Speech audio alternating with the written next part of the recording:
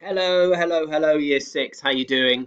Now, I just wanted to show you a couple of bits that I think are really going to be helpful when it comes to you creating your activities page. Okay, so first thing we do is when we're going to go to add to pages, and I am going to add my own activities section on this kind of fake website that I'm doing.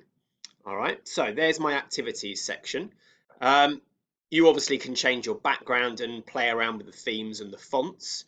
Um, so what you're going to do is, firstly, you're going to have a little kind of opening where you're going to talk about your activities.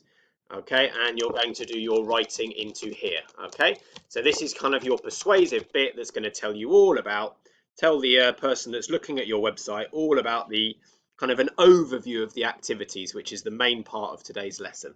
Okay, now once you've done that, you can go back into pages and then you can see the three dots. Oh no, that's not showing it.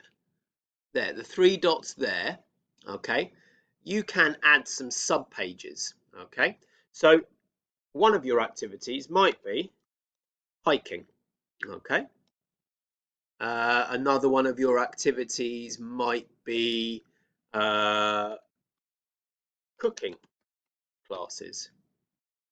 All right, now you can see here in the main bit up here, you can see now you've got some sub pages of hiking and cooking classes. Now, something else I think you could do is if you go back into insert, okay, and we go back into our main bit of activities, underneath here, you could add a button.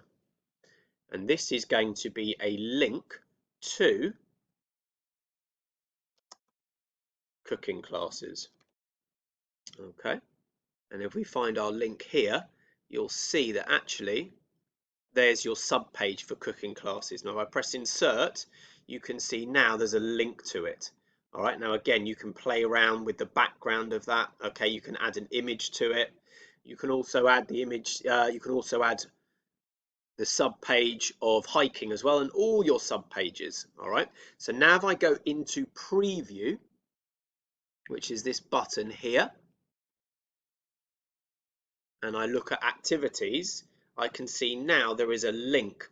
So here's my blurb here about my overview of the activities, and then underneath it, instead of me going up to activities here, I can click on this, and that will take me to my cooking classes page.